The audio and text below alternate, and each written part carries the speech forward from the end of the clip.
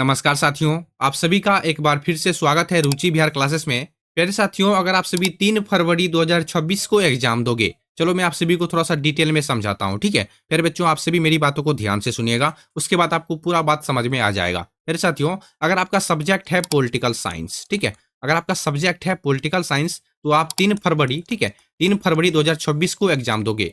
तो आपको करना क्या प्यारे बच्चों, आप सभी मेरी बातों को ध्यान से सुन लो, ठीक है? तो प्यारे बच्चों, आप सभी एक गलती भूल के भी मत कीजिएगा, और वह गलती है इस वीडियो को पूरा ना देखना, क्योंकि इस वीडियो में पॉलिटिकल साइंस का, ठीक है? आप सभी मेरी बातों को ध्यान से सुनिएगा, एक भी बात आप सभी मिस मत कीजिएगा प्यारे बच्चों, ठीक है? इस क्लास में प्यारे बच्चों आप सभी को पॉलिटिकल साइंस का पूरे किताब से 50 वीवीआई ऑब्जेक्टिव क्वेश्चन को दिखाया जाएगा, जो कि एग्जाम के लिए काफी है। हाँ प्यारे बच्चों, आपने बिल्कुल सही सुना। आज के क्लास में आप सभी को पॉलिटिकल साइंस का 50 ऐसे वीवीआई ऑब्जेक्टिव क्वेश्चंस दिखाया जाएगा, जो कि एग्जाम के लिए यानी कि 3 फरवरी के लिए प्यारे बच्चों काफी होगा, ठीक है? इसलिए आप सभी एक एक क्वेश्चन को ध्यान से देखिएगा। मोस्ट इंपॉर्टेंट ऑब्जेक्टिव क्वेश्चन आपको दिखाया जाएगा। पूरे किताब से सबसे ज्यादा पूछे जाने वाले 50 ऑब्जेक्टिव क्वेश्चन आपको दिखाया जाएगा, ठीक है? देखो प्यारे बच्चों, हम सभी के पास ज्यादा समय भी नहीं है, ठीक है? लगभग हम सभी के पास 10-12 दिन का समय है, ठीक है? अच्छे से पढ़ लो, ठीक है? जितना घिसोगे उतना चमकोगे, मैं आप सभी को डायरेक्ट बता रहा हूँ, ठीक है? चलिए हम सभी क्लास को शुरू करते हैं। समय बहुत कम है प्यारे बच्चों, अच्छे से देखना क्वेश्चन आंसर को, ठीक है? इस क्वेश्चन का उत्तर आपको नहीं मालूम हो, आप सभी कॉपी में नोट कर लीजिएगा, ठीक है? या फिर स्क्रीनशॉट ले लीजिएगा, 3-4 बार पढ़िएगा, याद हो जाएगा, है कि नहीं? चलिए, पॉलिटिक्स नामक पुस्तक के लेखक कौन है? सबसे ज्यादा इंपॉर्टेंट क्वेश्चन है प्यारे बच्चों। पॉलिटिक्स नामक पुस्तक के लेखक कौन है? तो अरस्तु। Option number B 100% right answer है प्यारे बच्चों, ठीक है? एक एक क्वेश्चन को ध्यान से देखो, आंख को खोल के रखो, ठीक है? पॉलिटिक्स नामक पुस्तक के लेखक कौन है? अरस्तु। अरस्तु 4 बार 5 बार पढ़ो एक एक क्वेश्चन को। हो गया याद? पॉलिटिक्स नामक पुस्तक के लेखक कौन है? अरस्तु। Option number B 100% right answer है। चलिए अगला क्वेश्चन देखते हैं। 2 नंबर में क्या क्वेश्चन है? सोवियत संघ के विघटन के बाद, क्वेश्चन को ध्यान से देखोगे ना तभी याद होगा प्यारे बच्चों, ठीक है? सोवियत संघ, देखो ध्यान से देखो। सोवियत संघ के विघटन के बाद विश्व राजनीति में एकमात्र महाशक्ति कौन बनी? बहुत ही खास क्वेश्चन है, बहुत ही खास, ठीक है? वीवीआई लगा लो, ठीक है?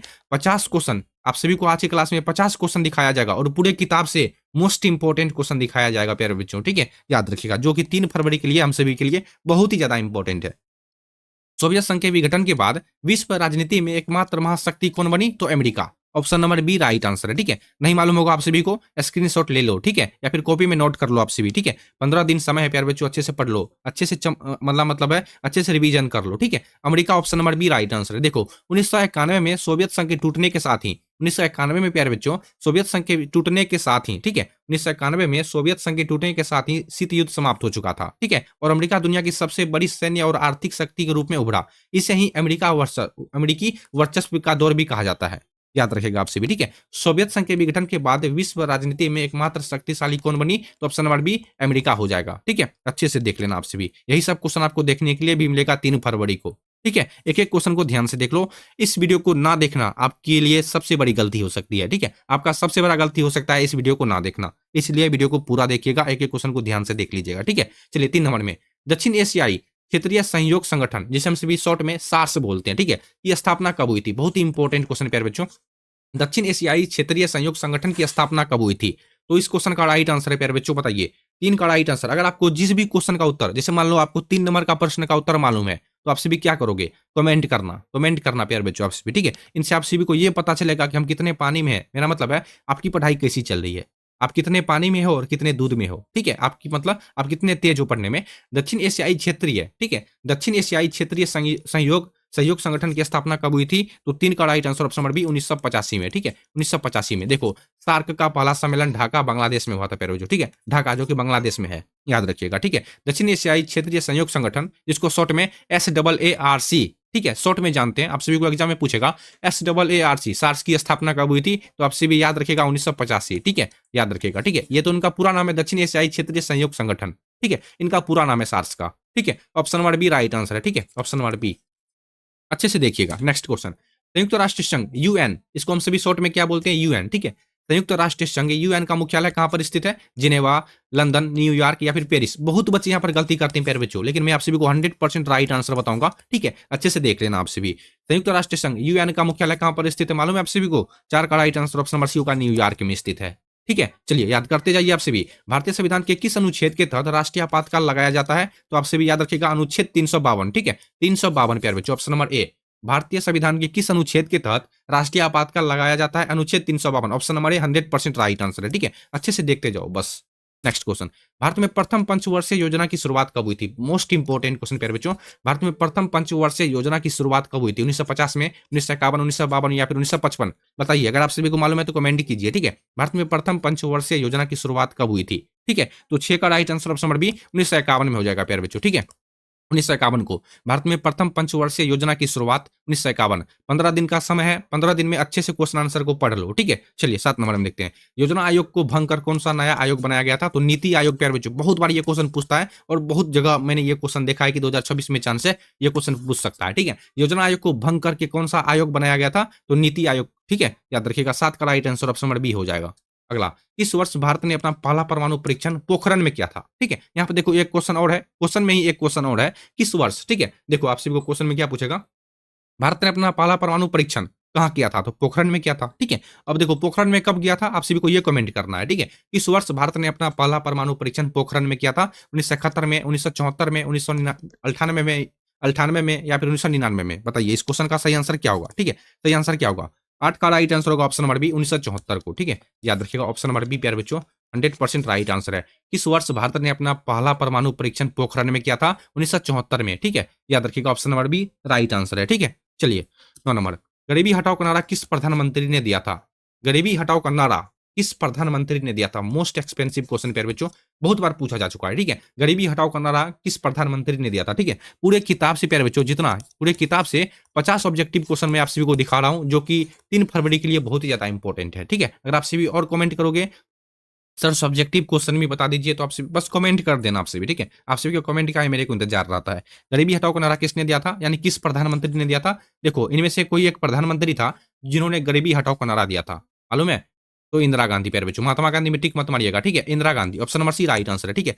इंदिरा गांधी एक प्रधानमंत्री भी थे भारत के, ठीक है। गरीबी हटाओ का नारा किस प्रधानमंत्री ने दिया था? तो इंदिरा गांधी। 9 का right answer option number C. Next question, यूरोपीय संघ जिसको हम सभी शॉर्ट में ईयू, ठीक है, ईयू के नाम से जानते हैं प्यारे बच्चों, यूरोपीय संघ की साझा मुद्रा क्या है? तो यूरो, ठीक है। ये भी क्वेश्चन मोस्ट इंपोर्टेंट है, ऑप्शन नंबर सी। यूरोपीय संघ ईयू की साझा मुद्रा क्या है? तो यूरो, ठीक है। जैसे हम सभी का भारत का पैसा क्या है? तो रुपया है, ठीक उसी तरह यूरोपीय लोगों का रुपया क्या था? तो यूरो, ऑप्शन नंबर सी याद रखिएगा, ठीक है। चलिए, सूचना का अधिकार आरटीआई किस वर्ष लागू किया गया? बताइए, सूचना का अधिकार जिसको हम सभी शॉर्ट में आरटीआई के नाम से जानते हैं, ठीक है, किस वर्ष लागू किया गया था? मालूम है? 11 का सही आंसर ऑप्शन नंबर सी होगा 2005 को, ठीक है। Option number C right answer है 2005 में। सूचना का अधिकार आरटीआई किस वर्ष लागू किया गया था? 2005 में। अच्छे से क्वेश्चन आंसर को देखते जाओ बस, मैं आप सभी से और कुछ नहीं कहूंगा, ठीक है। हाँ, हो सके तो वीडियो को लाइक कर दीजिएगा। आप सभी का एक लाइक मुझे मोटिवेट करता है, ताकि मैं आप सभी के लिए इस तरह का क्लास रोजाना लाता रहूं, ठीक है। मंडल आयोग की सिफारिशों को किस प्रधानमंत्री ने लागू किया था? बहुत ही खास क्वेश्चन मेरे बच्चों।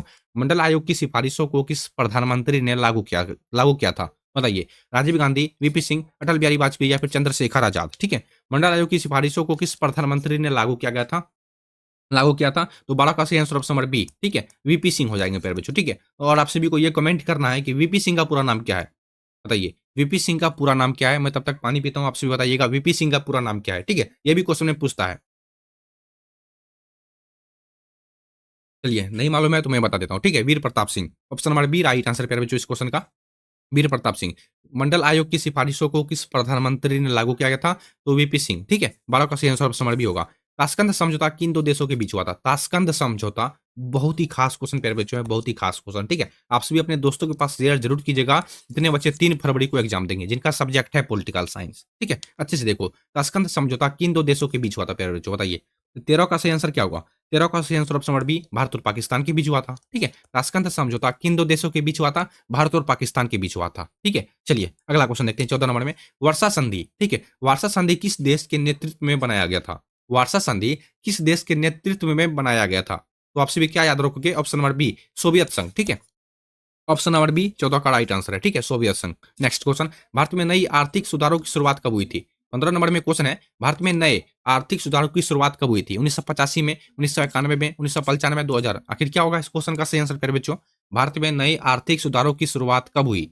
15 का सही आंसर है ऑप्शन नंबर बी 1991 है। ठीक है, अच्छे से देखते जाओ, बस याद रखिएगा प्यारे बच्चों। ठीक है, समय बहुत कम है, 10-15 दिन का समय है, अच्छे से पढ़ लो। ठीक है, समझाऊंगा तो वीडियो का लेंथ लंबा हो जाएगा, हम सभी के पास अभी समझने का समय ही नहीं है। ठीक है, भारत में नई आर्थिक सुधारों की शुरुआत कब हुई थी? तो option number B right answer है 100%। ठीक है, 1991 को। चलिए अगला क्वेश्चन 16 नंबर में, चिपको आंदोलन का संबंध मुख्य रूप किससे है? चिपको आंदोलन प्यारे बच्चों, चिपको आंदोलन का नाम सुनते ही हमने मेरे मन में एक ख्याल आता है प्यारे बच्चों, देखो मैं आप सभी के साथ शेयर नहीं कर सकता वो बात को। ठीक है, चिपको आंदोलन का संबंध मुख्य रूप से किससे? पैर की कटाई से। ठीक है, option number B right answer है। चिपको आंदोलन का संबंध मुख्य रूप से किससे है? तो पैर की कटाई से। ठीक है, वहां के लोग जो पैर में चिपक जाते थे, ठीक है, पैर को रोकने के लिए। चलिए option number B right answer है। ये सब क्वेश्चन बहुत बार पूछा जा चुका है, और ये सभी क्वेश्चन प्यारे बच्चों आप सभी को 3 फरवरी को देखने के लिए मिल सकता है प्यारे बच्चों। 90% चांस है ये सब क्वेश्चन आपको देखने के लिए मिल जाएगा। ठीक है, 17 नंबर में, आसियान। ठीक है, आसियान का मुख्य उद्देश्य क्या है? आसियान का मुख्य उद्देश्य क्या है?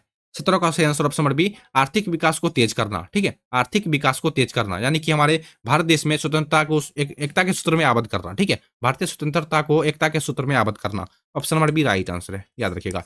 आसियान का मुख्य उद्देश्य क्या है? आर्थिक विकास को तेज करना। नेक्स्ट, क्यूबा मिसाइल संकट किस वर्ष उत्पन्न हुआ था?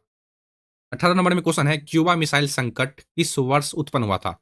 तो ऑप्शन नंबर बी 1962 में। ठीक है, ऑप्शन नंबर बी नहीं, सॉरी, ऑप्शन नंबर सी होगा। ठीक है, क्यूबा मिसाइल संकट किस वर्ष उत्पन्न हुआ था? 1962, ऑप्शन नंबर सी। 18 का right answer option number C. बार बार देखो एक एक क्वेश्चन को। ठीक है, चलिए, स्वतंत्रता के बाद भारत के सामने सबसे बड़ी चुनौती क्या थी प्यारे बच्चों? तो राष्ट्र निर्माण। ठीक है, option number B right answer है, राष्ट्र निर्माण। स्वतंत्रता के बाद भारत के सामने सबसे बड़ी बड़ी चुनौती थी राष्ट्र निर्माण। ठीक है, याद रखिएगा। नेक्स्ट क्वेश्चन, भारत में मुख्य चुनाव आयुक्त की नियुक्ति कौन करता है? ठीक है, नियुक्ति। भारत में मुख्य चुनाव आयुक्त की नियुक्ति कौन करता है? तो राष्ट्रपति करता है। ठीक है, याद रखिएगा, ये सभी क्वेश्चन वीवीआई क्वेश्चन है। ठीक है, भारत में मुख्य चुनाव आयुक्त की नियुक्ति कौन करता है? तो ऑप्शन नंबर सी राष्ट्रपति करता है। चलिए, आप सभी को 20 नंबर का प्रश्न याद हो गया। भारत में मुख्य चुनाव आयुक्त की नियुक्ति कौन करता है? तो राष्ट्रपति करता है। ठीक है, चलिए अगला क्वेश्चन है 21 नंबर में, सार्क थेरेपी। ठीक है, सार्क थेरेपी का मॉडल किसके द्वारा अपनाया गया प्यारे बच्चों? सार्क थेरेपी, शॉक थेरेपी बोलो या फिर सार्क थेरेपी। ठीक है, शॉक थेरेपी का मॉडल किसके द्वारा अपनाया गया? मालूम है आप सभी को, ऑप्शन नंबर बी होगा, सोवियत गुट के देश। ठीक है, सोवियत गुट के देश, option number B, sorry, option number B होगा। ठीक है, अच्छे से देख लो प्यारे बच्चों आप सभी। 21 का right answer option number B हो जाएगा। ठीक है, 21 का सही आंसर ऑप्शन नंबर बी। ठीक है, सुरक्षा परिषद में कुल कितने सदस्य होते हैं? सुरक्षा परिषद में कुल कितने सदस्य होते हैं? 5, 10, 15, 20। तो ऑप्शन नंबर सी 15 होगा। ठीक है, 22 का सही आंसर ऑप्शन नंबर सी होगा 15। ठीक है, इसमें 5 अस्थायी सदस्य होते हैं। ठीक है, और 10 अस्थायी सदस्य होते हैं, याद रखिएगा। ठीक है, सुरक्षा परिषद में कुल कितने सदस्य होते हैं? तो 15। अगर आप सभी को क्वेश्चन पूछ दे सुरक्षा परिषद में कुल कितने अस्थायी सदस्य होते हैं, तो 5 और अस्थायी सदस्य 10 होते हैं। ठीक है, याद रखिएगा, बहुत ही इंपॉर्टेंट है।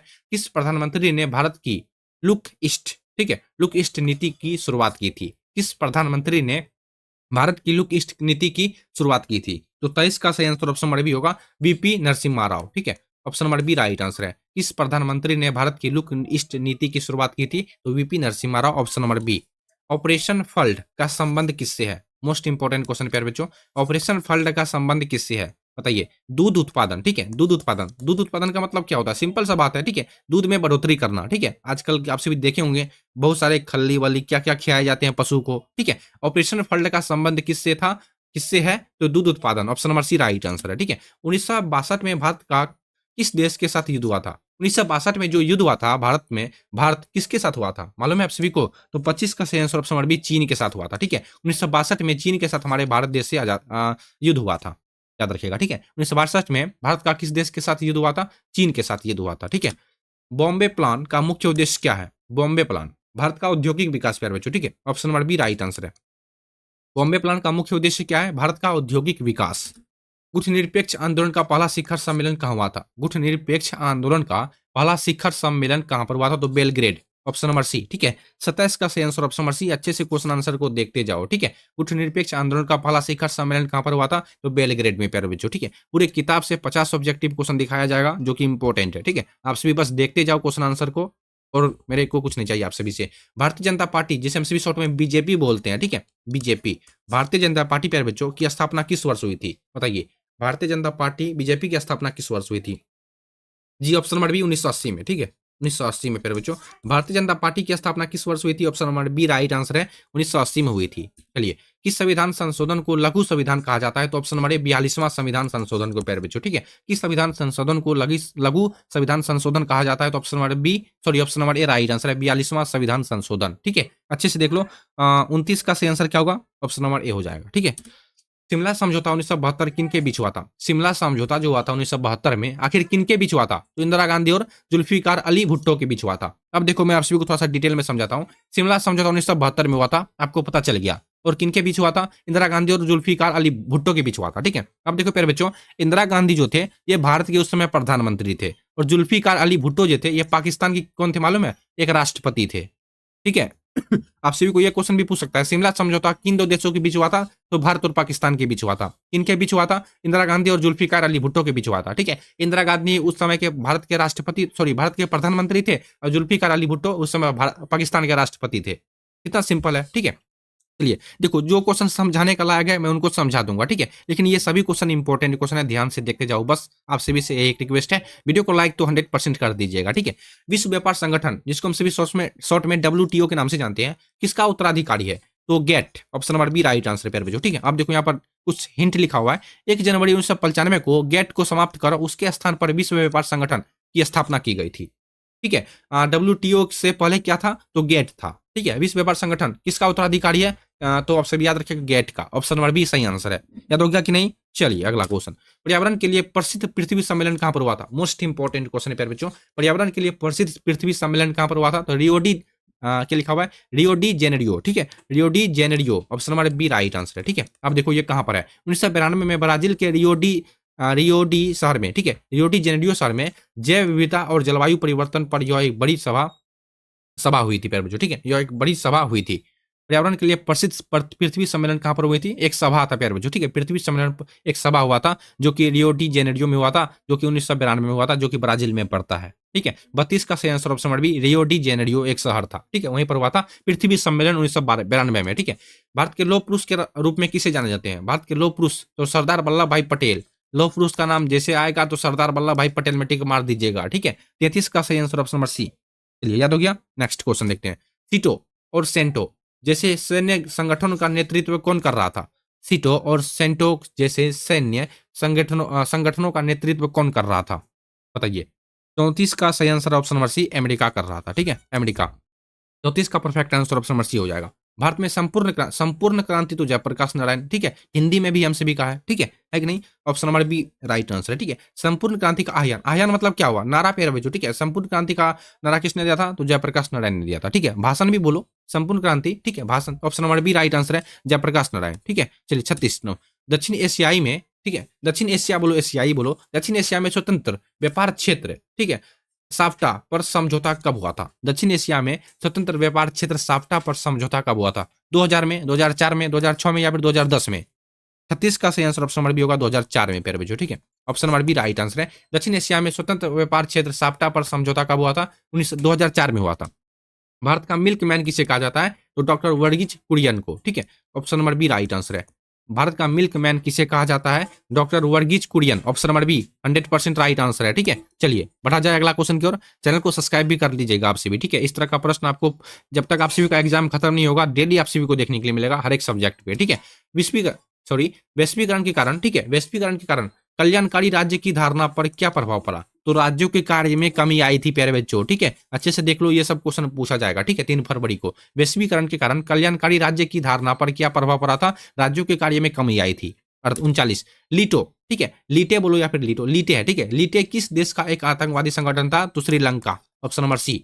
लीटे किस देश का एक आतंकवादी संगठन था? श्रीलंका का आतंकवादी एक संगठन था। 39, ठीक है, 39 का सही आंसर ऑप्शन नंबर सी हो जाएंगे। प्रथम गुटनिरपेक्ष सम्मेलन में कितने देश ने भाग लिया था? बहुत ही खास क्वेश्चन है।